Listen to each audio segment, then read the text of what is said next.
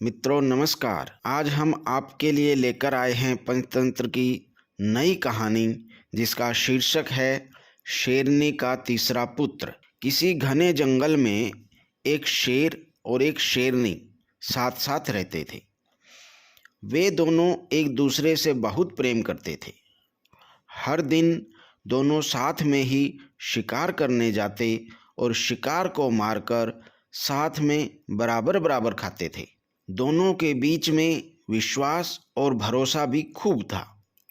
कुछ समय बाद ही शेर और शेरनी दो पुत्रों के माता पिता भी बन गए। जब शेरनी ने बच्चे को जन्म दिया तो शेर ने उससे कहा कि अब से तुम शिकार पर मत जाना, घर पर रहकर खुद की और बच्चों की देखभाल करना। मैं अकेले ही सबके लिए शिकार लेकर आऊँगा। शेरनी ने भी शेर की बात मान ली और उस दिन से शेर अकेले ही शिकार के लिए जाने लगा।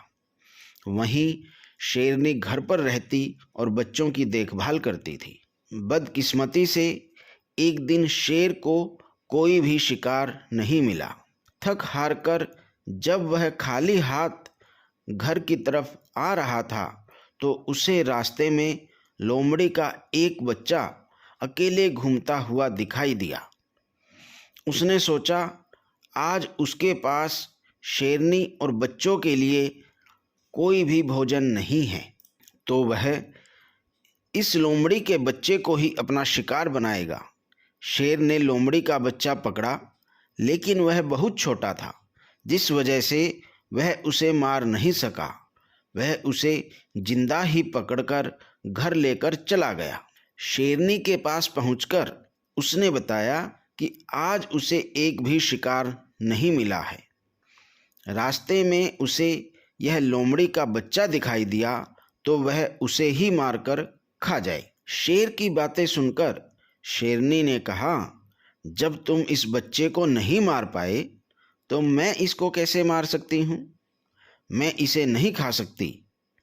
इसे भी मैं अपने दोनों बच्चों की तरह पाल पोस कर बड़ा करूँगी और अब से यह हमारा तीसरा पुत्र होगा। उसी दिन से शेरनी और शेर लोमड़ी के बच्चे को अपने पुत्रों की तरह प्यार करने लगे।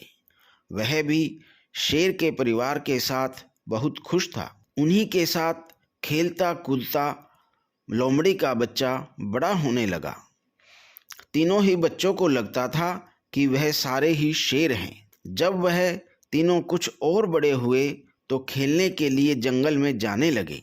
एक दिन उन्होंने वहां पर एक हाथी को देखा। शेर को दोनों बच्चे उस हाथी के पीछे शिकार के लिए लग गए। वहीं लोमड़ी का बच्चा डर के मारे ऐसा करने से मना कर रहा था, लेकिन शेर के दोनों बच्चों ने लोमड़ी के बच्चे की बात नहीं मानी और हाथी के पीछे लगे रहे। लोमड़ी का बच्चा वापस घर पर शेरनी माँ के पास आया। कुछ देर बाद शेरनी के दोनों बच्चे भी वापस आ गए तो उन्होंने जंगल वाली बात अपनी माँ को बताई। उन्होंने बताया कि वह हाथी के पीछे गए, लेकिन उनका तीसरा भाई डरकर वापस भाग आया। इसे सुनकर लोमड़ी का बच्चा गुस्सा हो गया।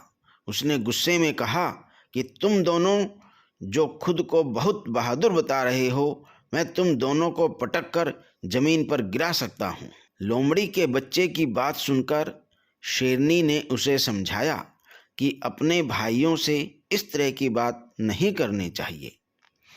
उसके भाई झूठ नहीं बोल रहे, बल्कि वे दोनों सच ही बता रहे हैं। शेरनी की बात लोमड़ी के बच्चे को अच्छी नहीं लगी।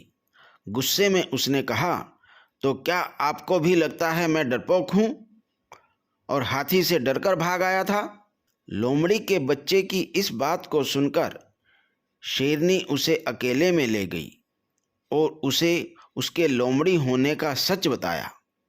हमने तुम्हें भी अपने दोनों बच्चों की तरह ही बड़ा किया है, उन्हीं के साथ तुम्हारी परवरिश भी की है, लेकिन तुम लोमड़ी के वंश हो और अपने वंश के कारण ही तुम हाथी जैसे बड़े जानवर को देखकर डर गए। और घर वापस भाग आए। वहीं तुम्हारे दोनों भाई शेर के वंश हैं, जिसकी वजह से वह हाथी का शिकार करने के लिए उसके पीछे भाग गए।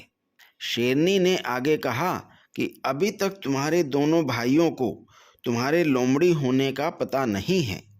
जिस दिन उन्हें यह पता चलेगा तो वह तुम्हारा भी शिकार कर सकते हैं। इसलिए अच्छा होगा कि तुम यहाँ से जल्द ही भाग जाओ और अपनी जान बचा लो। शेरनी से अपने बारे में सच सुनकर लोमड़ी का बच्चा डर गया और मौका मिलते ही वह रात में वहाँ से छिपकर भाग गया। कहानी की शिक्षा। शेरनी और शेर के तीसरे पुत्र की कहानी से हमें यह शिक्षा मिलती है कि कायर और डरपोक वंशज के लोग अगर बहादुर लोगों के बीच भी रहें तो भी वह बहादुर नहीं बन सकते। उनकी आदतों में उनके वंश की सोच और दक्षता की झलक बनी रहती है।